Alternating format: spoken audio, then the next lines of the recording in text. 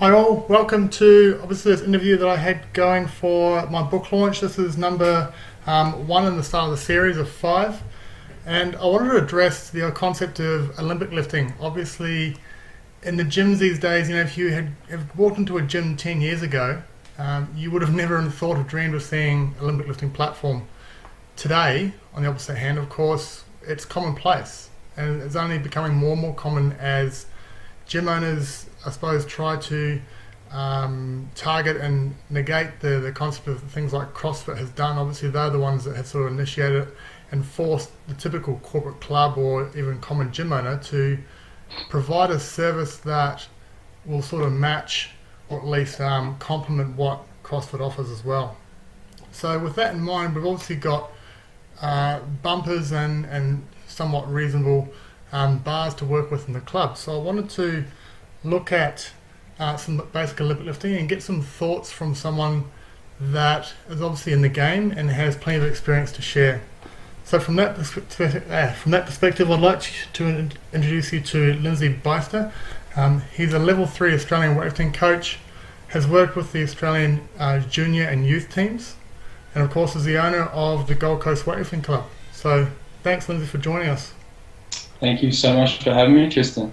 Thanks, mate. Now look, just wanted to get your thoughts on it. I mean, not necessarily maybe the technical aspects per se of lifting, but certainly if there are tips and tricks you can give PTs that want to get into the game of weightlifting, what sort of things should they be considering?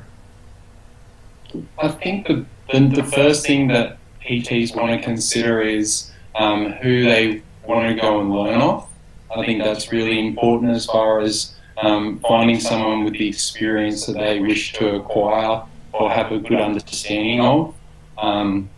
It's pretty easy to sometimes just look at who's the closest to them as far as like location's concerned. But I really believe that if you're looking for someone to learn off, experience is a big motivator, I think, and that looking for someone who's had experience both on the platform or in competitions, but also has weightlifters that they're currently coaching or training, in real life, day to day. So that's their sort of their hobby.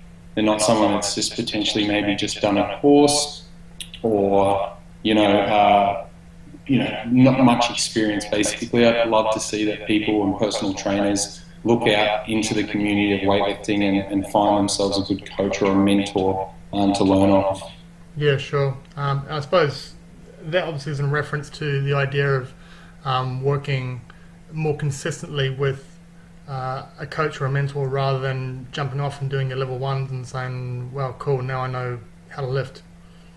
Yeah, exactly. I mean, I run or I facilitate and I'm a presenter for the Australian Weightlifting Federation, and I do run the level one, and it is a fantastic course. That being said, it is just an introduction. So in reality, the best way to understand anything that you're going to go and do or learn is over time. I always look at it like a language. Like if you learn, French in 2 days, how much are you really going to pick up?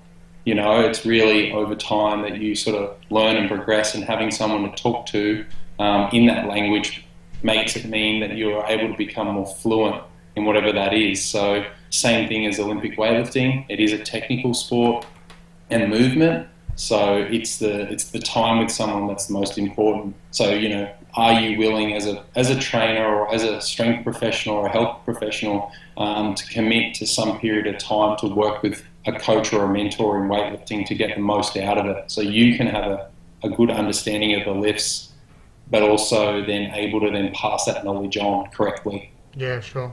Definitely. So moving forward from that, what else did you have in mind?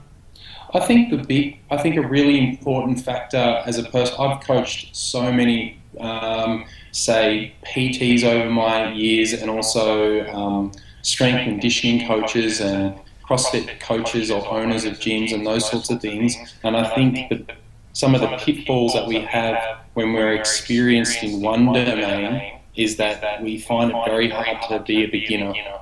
So basically, taking the ego out of the equation, and just going right back to basics and being okay that, you might not be, 100% proficient straight away, or although you are a high-level athlete in one domain, that weightlifting can be quite humbling, and it does take a lot of time to learn. Like my experience as a CrossFit athlete was that I was going to learn the lifts in about 6 weeks, and then I was going to be able to do really, really well at CrossFit because I knew how to be a weightlifter or understand the lifts better. And it took me, I did weightlifting for 5 years competitively, and I still wasn't happy with my technique at the end of it. So it took me about 6 months to realise that I had so much to learn. So I think that's always the biggest one, or a big point to add to anyone that's getting involved, is really just allow yourself to start at the start and not skip any processes along the way. Learn to love a broomstick. Yeah, exactly. You spend a lot of time with one. You absolutely do. And just that, it's just the weight that you get to add on the bar is a reward of your technique, not that it's a privilege that you just want to add it on and lift more weight. It's definitely something that, if you can have a mindset of it technically needs to be good, then I think you'll do quite well. Yeah, sure. That makes perfect sense. Yeah. Oh, nice. And so when it comes to the idea of a technical point, so if we wanted to throw the PTs a bone and have maybe 1 or 2 points that they should be looking out for or trying to remember once they have done the level 1 and 2s, what might they be? I think the most important thing is, they find themselves a coach that's accredited and that has experience, and that when they do start to learn, that they give it enough time and they are able to do the training frequently enough that they can learn. I do find that once a week typically isn't quite enough to learn the lifts quickly. You're better off going up to 2 to 3 times a week. It might only be for a couple of months at the start, but the more you can do early on, the easier it's going to become to pick up and learn the lifts correctly. Yeah, for sure. I think, I'm not sure where I read the research paper. No doubt it would have been the American Strength Conditioning Association. They brought out a research paper on using Olympic lifts as an example, where they measured the technical improvements of lifters that trained twice versus 3 times a week. And I can't remember the exact numbers, but the take-home message was the difference between training 3 times versus twice was quite astounding. So the jump wasn't incremental. It was quite substantial. I would absolutely agree to that. Absolutely. Yeah. It's that old analogy of 1 + 1 = 11. It's like you put the 2 ones together and it's 11 versus just 2, because it's just, I don't know why it is that way, but it works every time. So all the people that integrate into my club and do well at lifting, they do it more often. I had a young kid that came in once a week for 18 months, and he got his snatch up to about, I think it was 80 kilos in 18 months. After he finished school, I had a conversation with him to go full time, and literally within 11 weeks he took his snatch from 80 kilos to 111 kilos.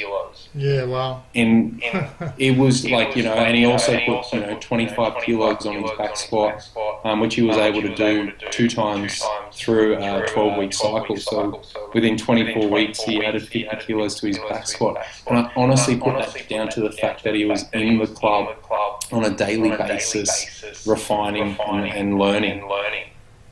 For sure. I guess it comes back to the obviously neuromuscular patterning, and the more you do something, the more efficient the body becomes at remembering key movements and patterning. Yeah, and I just think, I think for personal training and definitely with functional fitness, the way it's moving, I think, to understand and be able to utilise the Olympic lifts is really valuable to any sport-specific athlete that you might wish to train or those sorts of things. Like, it is definitely worth the bang for the buck to do the Olympic lifts if you can fit that into a training program. Obviously with basic movements first and then progressing on, but I've just seen it so often with so many different types of sports and athletes. The effect it can produce on athletes is massive. So yeah, definitely. Yeah, and it was certainly my first experience, as a 19-year-old doing track and field in an academy.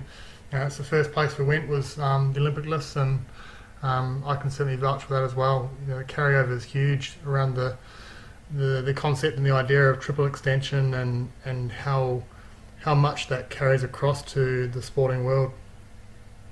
Yeah, absolutely. And not to mention that I think for a lot of even personal trainers I've found they really enjoy it themselves because it's a challenge. Like instead of using the barbell in a weightlifting or in a gym, that's static movement. It gives them the opportunity to become more athletic or do a more athletic style movement with the bar. It's something that has flow to it and pace, and there's agility aspects and accuracy aspects to the lifts as well. So I just think that's really really fun. I think more than anything, even for the clientele as well. Totally, and it's far more appealing to the idea of creating, as you say, the word athleticism in your clients rather than just artificial strength, I suppose one may say. Yeah, or aesthetics, aesthetics. as well, that sort of thing. Yeah, absolutely. No, cool, great. Let's call it quits there. We're running out in time. Thank you very much, Linzey, for your time. It is valuable indeed, and as I say, we certainly appreciate it. Thanks so much for having me, Tristan. It's been great. Thanks. Thanks, Linzey. Bye.